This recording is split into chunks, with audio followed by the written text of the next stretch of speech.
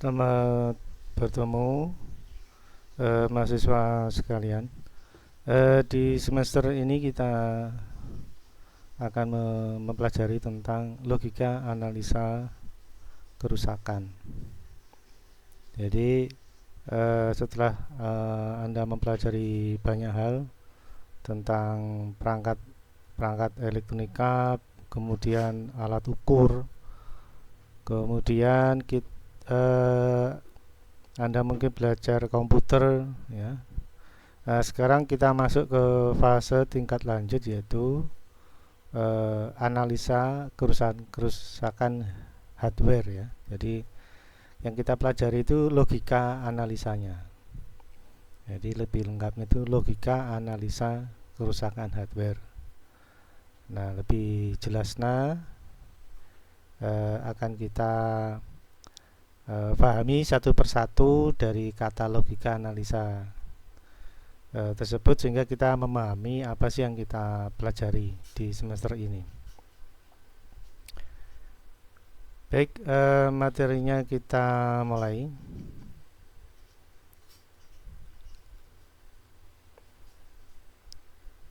Pengertian logika, ya. Jadi kita pelajari dulu yang basic dulu, yaitu logika. Nah, logika itu ada dua dalam kategori, yaitu ada istilahnya logika induktif.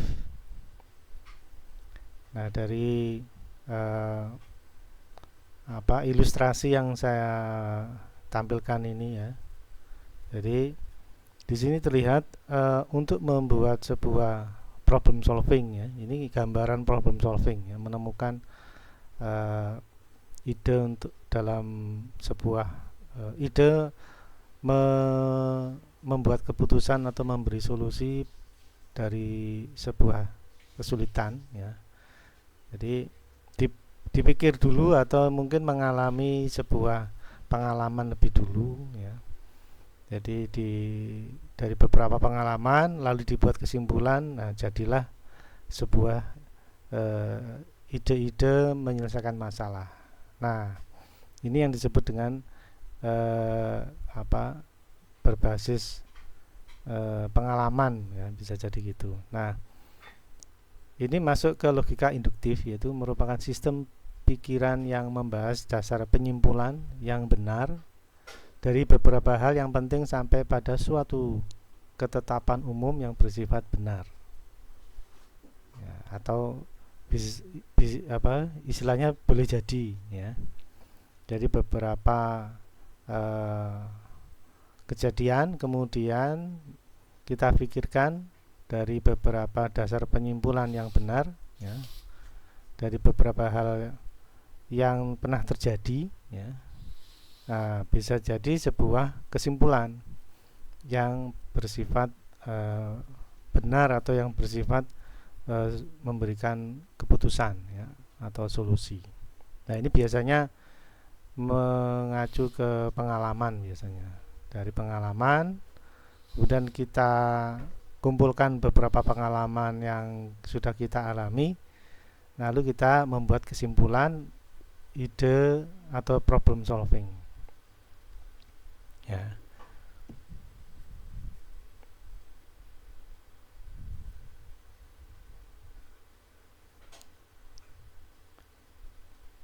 Baik, kita lanjutkan pengertian logika yang lain.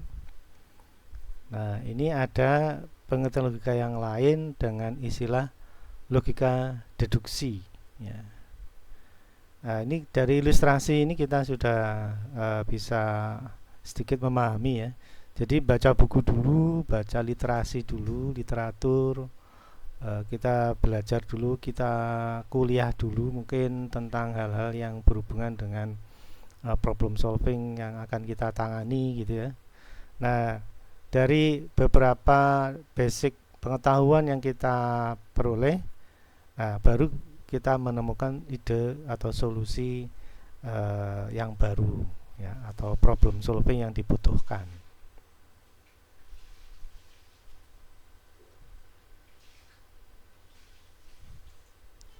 Ya, jadi Kalau diilustrasikan ya baca buku dulu ya, baca referensi dulu, kemudian baru kita menemukan ide-ide untuk problem solving ya. Jadi ini lebih cenderung literasi atau dasar-dasar pengetahuan yang dijadikan bekal untuk menemukan sebuah solusi ya. Bekal-bekal pengetahuan digunakan untuk menyelesaikan sebuah memberikan solusi pada sebuah masalah. Jadi untuk logika deduksi ini yaitu suatu ilmu yang membahas hukum-hukum dalam berpikir ya, membahas hukum-hukum dalam berpikir, dan hukum tersebut harus dipatuhi supaya cara berpikirnya benar dan mencapai kebenaran yang dibutuhkan ya. Jadi ini membahas hukum-hukum itu maksudnya membahas teori-teori dasar ya, teori-teori dasar, kemudian konsep-konsep dasar ya, membahas hukum-hukum atau konsep-konsep atau literasi atau literatur ya dalam berpikir untuk membuat solusi ya. Kemudian dari dasar-dasar pengetahuan tadi digunakan ya, dipatuhi ya, jadi dijadikan referensi ya, supaya cara berpikirnya atau cara menentukan permasalahannya dengan benar dan mencapai kebenaran. Itu berarti membuat sebuah problem solving. Nah ini dua hal tadi ya, jadi pengalaman, beberapa pengalaman kejadian yang sudah kita lampaui itu jadi pengalaman, lalu sebagai dasar untuk membuat keputusan, sebagai dasar untuk menyelesaikan masalah. Atau kita baca literasi atau buku dasar-dasar pengetahuan yang berhubungan, kemudian kita gunakan untuk membuat problem solving atau menyelesaikan masalah. Nah dua hal tadi itu biasanya yang digunakan untuk membuat solusi atau problem solving. Nah kalau implementasinya misalkan sebuah bengkel elektronika misalkan ya, jadi bisa jadi orangnya itu tidak kuliah atau tidak belajar dalam sebuah institusi, tapi pengalamannya memperbaiki ya, sering gagal, sering berhasil, sering gagal, sering berhasil. Nah dari beberapa kali berhasil itu bisa menjadi dasar untuk membuat perbaikan atau bisa untuk membuat keputusan ya, problem solving pada perbaikan hardware televisi misalkan atau komputer, bisa jadi ya. Nah itu yang kategori logika induksi yang pertama tadi. Jadi dia nggak perlu belajar teorinya, tapi berdasarkan pengalaman dia bisa menentukan sebuah problem solving. Atau yang kedua ada tukang servis televisi atau komputer ya, dia baca buku banyak, lalu aturan atau dasar buku dari buku yang dia baca itu dia ikuti ya, sehingga membentuk pola pikir yang mengacu ke prinsip-prinsip dasar yang ada di buku atau referensi yang digunakan untuk membuat sebuah problem solving atau membuat keputusan untuk menyelesaikan masalah. Nah itu juga bisa ya. Jadi bisa lewat pengalaman atau induksi, bisa juga baca-baca buku referensi melalui deduksi. Baik, kita lanjutkan materinya. Nah, sekarang pengertian algoritma ya. Jadi menurut Kamus Bahasa Indonesia, Kamus Besar Bahasa Indonesia, algoritma merupakan susunan logis pengambilan tindakan untuk menyelesaikan masalah. Jadi intinya kita itu belajar menyelesaikan masalah atau membuat problem solving. Atau yang kedua, menurut Wikipedia, algoritma merupakan sekelompok perintah untuk memecahkan sebuah problem ya. Perintah ini bisa diartikan secara bertahap dari awal sampai akhir ya, jadi ini langkah-langkah yang digunakan untuk menyelesaikan masalah ya. Jadi kalau kita hubungkan dengan yang kita bahas sebelumnya ya, jadi pengalaman-pengalaman menyelesaikan kerusakan televisi atau komputer yang terjadi sebelumnya ya, pengalaman-pengalaman itu, nah itu kalau masuk algoritma itu dijadikan langkah-langkah untuk menyelesaikan masalah ya. Jadi dasar algoritma itu adalah logika yang tadi kita bahas, kemudian disusun tahapan-tahapan ya, tahapan-tahapan untuk memecahkan sebuah problem. Kalaupun bukan pengalaman yang sudah kita alami, bisa jadi baca buku ya, kita baca-baca referensi ya, dasar-dasar pengetahuan kita gunakan, mungkin dasar atau konsep prinsip kerjanya dioda, prinsip kerjanya transistor, prinsip kerjanya bagian tertentu dari sebuah perangkat. Nah, itu kita baca, kemudian kita susun logika pengambilan tindakan ya, langkah-langkahnya. Jadi algoritma itu lebih cenderung ke langkah-langkah yang dilakukan. Untuk apa? Untuk menyelesaikan masalah. Nah, jadi logika itu sumber pengetahuan atau pengalaman, lalu algoritma itu langkah-langkahnya. Jadi nggak bisa sebuah pengambilan tindakan itu langsung ke ujung permasalahan, tidak bisa biasanya. Biasanya ada langkah-langkah awal ya, pemeriksaan awal ya. Jadi misalkan kerusakan hardware ya, kita lakukan pemeriksaan awal dulu, tegangan berapa dan sebagainya. Tidak langsung ganti komponen tertentu, itu biasanya tidak terjadi seperti itu. Jadi dilakukan proses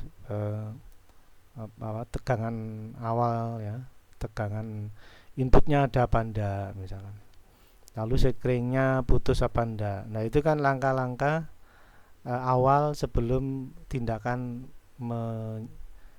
tindakan menyelesaikan masalah kan, sebelum mengganti sebuah komponen, tapi didahului oleh proses pemeriksaan kondisi perangkat lebih awal, lebih dini atau mula-mula. Misalkan sumber tegangan listrik, ada nggak tegangan listriknya, misalkan itu. Misalkan perangkat itu mati, misalkan contohnya komputer ya tidak bisa hidup, ternyata listriknya mati. Lah itu kan tidak perlu ganti komponen apa-apa ya.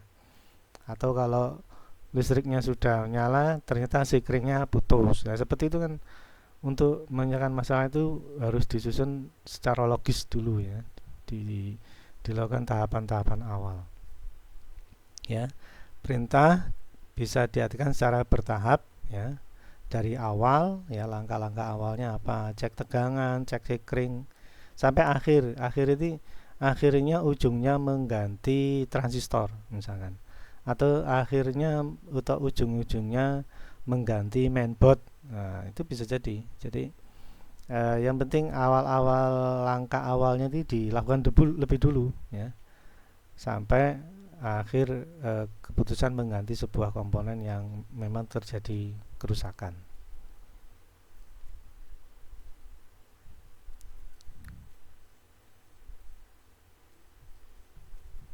Baik, kita lanjutkan materinya. Nah, pengertian logika juga ya. Jadi algoritma merupakan prosedur tahap demi tahap yang harus dipenuhi untuk menyelesaikan sebuah tugas atau problem ya. Jadi seperti yang saya sampaikan tadi, disusun dulu tahapan demi tahapannya. Misalkan tegangan nyala ya, atau PLN-nya sedang on ya, 220 voltnya ada, sekringnya bagus ya, misalkan sebuah kerusakan komputer ya, listriknya atau PLN-nya ada, sekringnya tidak putus misalkan ya. Terus diodanya bagus, kapasitor bagus. Nah ternyata terakhirnya transistor switchingnya hubung singkat. Nah di posisi inilah adalah tahap akhir. Jadi setelah melalui tahapan-tahapan yang mesti diperiksa, nah ternyata pada tahap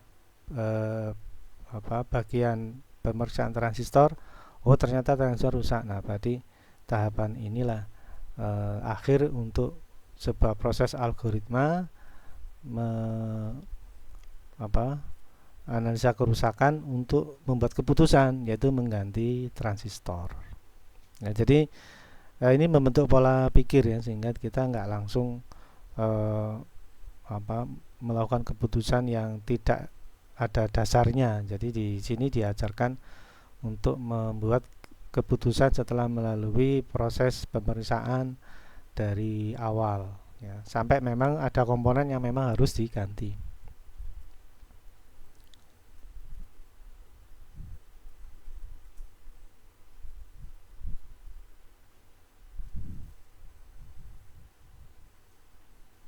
Baik, kita lanjutkan materinya.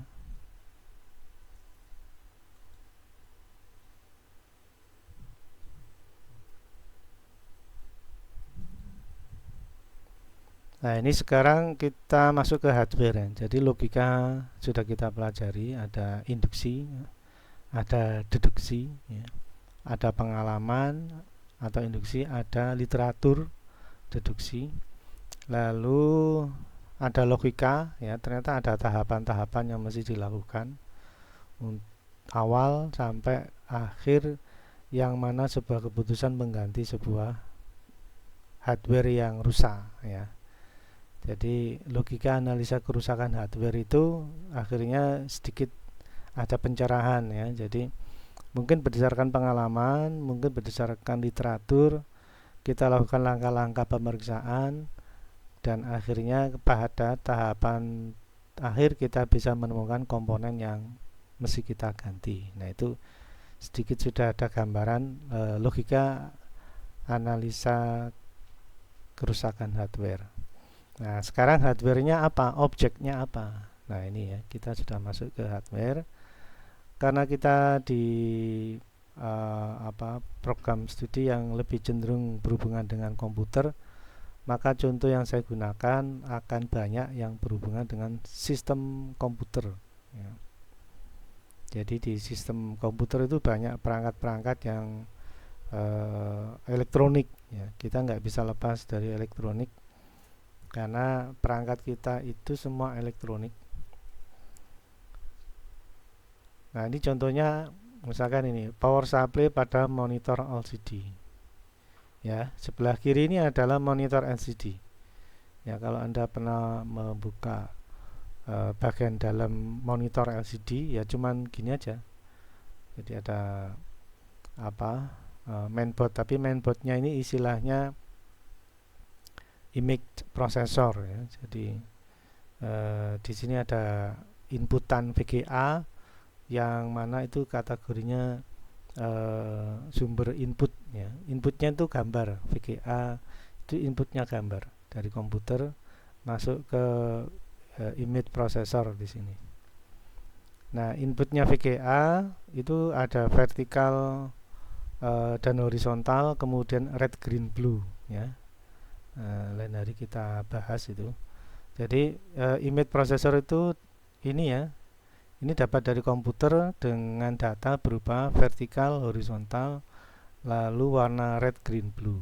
Nah data-data tersebut diproses sama image processor untuk ditampilkan di LCD.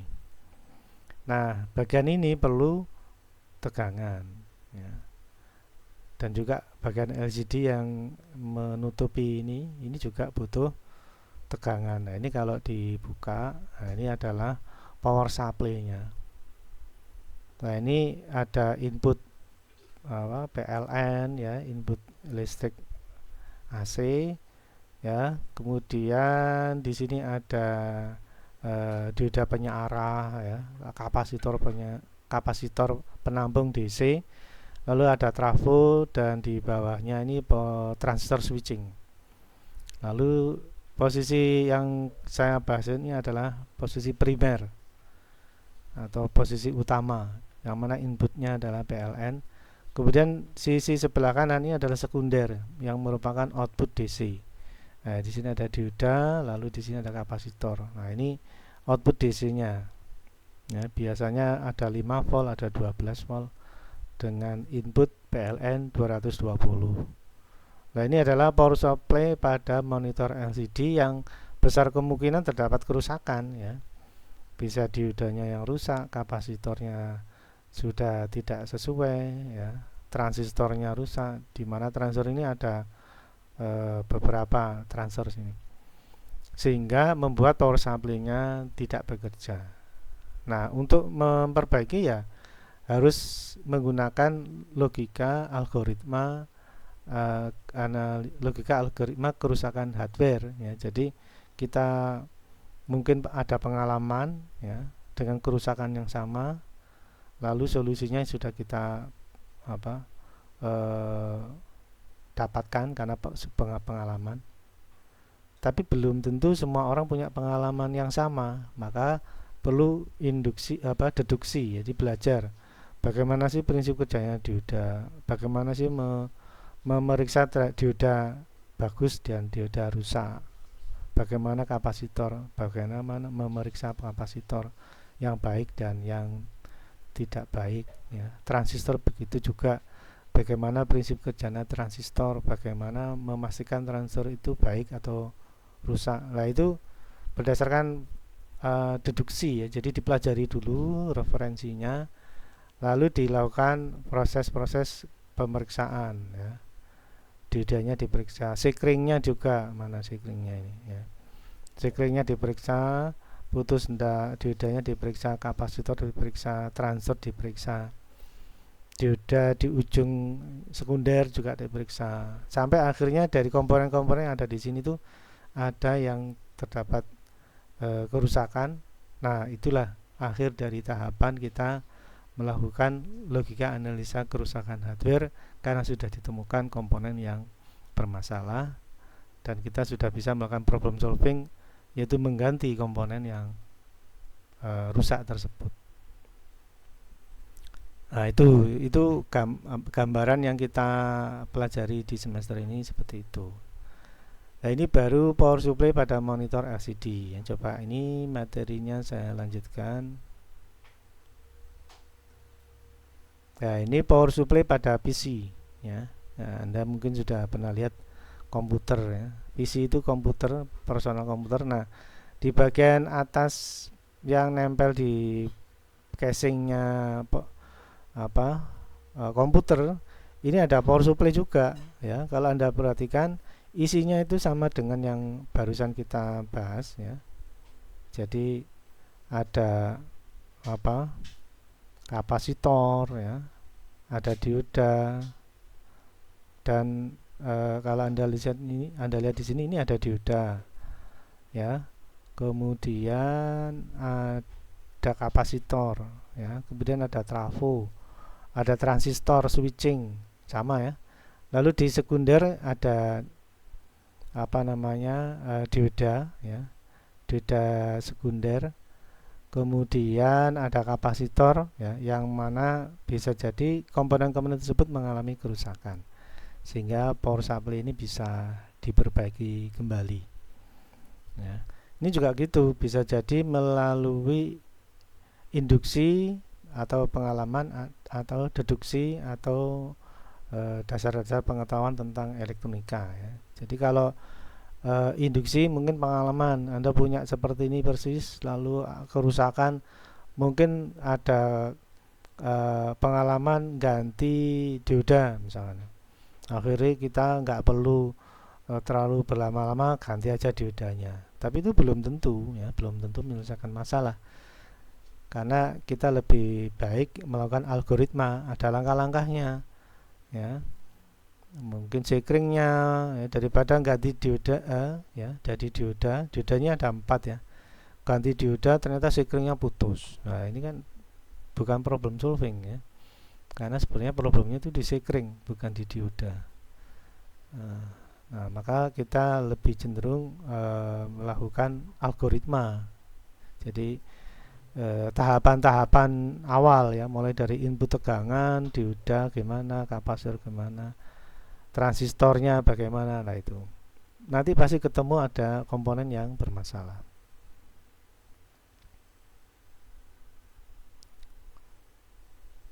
Baik, kita lanjutkan. Nah ini ya, kerusakan hardware pada sistem komputer. Kalau ini tadi ya, yang komponen tadi bagian tadi yang saya tunjukkan itu bermasalah ya. Monitor LCD layar gelap dan power LED off, atau power LED itu indikator power off. Wah ini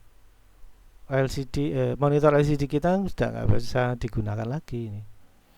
Atau kalau di komputer power supply tidak ada tegangan output ya, tegangan outnya tidak ada, ya sudah PC-nya nggak bisa bekerja, yang mana efeknya kita nggak bisa melakukan apa-apa ya. Nah ini ilustrasinya kalau kita nggak ngerti apa-apa ya, intinya pekerjaan kita menjadi terganggu ya.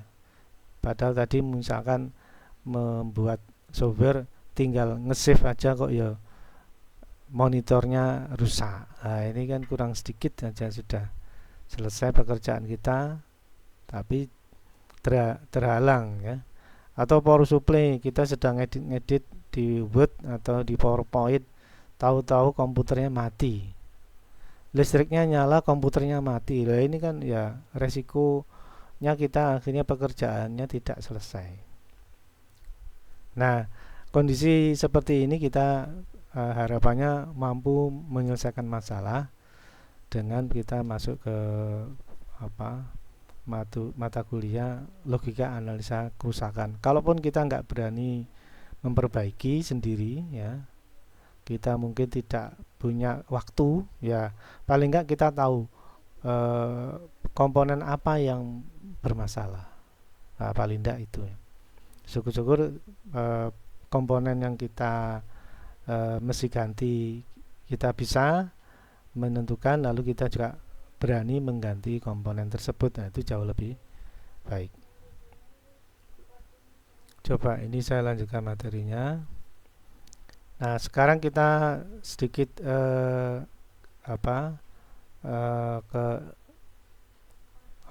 pencerahannya sedikit tambah bagus lagi ya, tambah cerah lagi ya. Jadi sekarang kita bisa mengidentifikasi pengertian algoritma ini. Pertama, analisa gejala kerusakan ya. Jadi tahap-tahapannya kita tentukan dulu, tegangannya ada apa enggak, sekeringnya gimana dan sebagainya ya. Nah kita amati dulu analisa gejala kerusakan. LED power indikator ternyata off. Oh power supply-nya rusak. Nah gitu ya, berarti power tidak bekerja. Nah ini indikator ya, ini gejala istilahnya, gejala kerusakan. Indikatornya lampu LED-nya mati. Jadi tahunya kalau power supply ini nggak menyala, tidak berfungsi, maka power LED-nya off. Kesimpulannya power supply tidak bekerja. Jadi layar gelap itu bisa jadi power supply-nya LCD monitor tidak bekerja. Ya. Bisa jadi kerusakan yang lain ya, ini salah satu contohnya. Apa kerusakan yang lain? VGA komputer tidak berfungsi ya, sama gejala layar tidak menyala. Tapi kita pastikan dulu kalau LED power indikatornya off ya bukan VGA, tapi power supply monitor tersebut memang tidak bekerja. Jadi memang diidentifikasi dulu ya tahapan-tahapannya ini, nggak langsung diganti. Nah, itu berisiko sudah diganti tidak menyelesaikan masalah. Kemudian setelah analisa gejala sudah kita lakukan, baru kita masuk ke algoritma analisa perbaikan. Jadi algoritma tadi kita sudah bahas langkah-langkahnya ya. Tadi sudah kita tentukan gejalanya sudah, kemudian langkah-langkahnya misalkan ini ya, memeriksa sekring ya, sekringnya putus apa enggak, diodanya bagus apa enggak, transfer switchingnya short sirkuit atau open atau gimana ya, transistornya bekerja apa enggak. Lalu resistor ukuran kecil biasanya 1 ohm ya, 0,5 ohm ya, itu bisa jadi resiko putus ya. Kemudian periksa kapasitor. Nah, ini secara fisik misalkan ya, saya tampilkan di samping. Bisa jadi secara fisik sudah apa menggelembung fisiknya. Nah, ini sudah pasti rusak ini.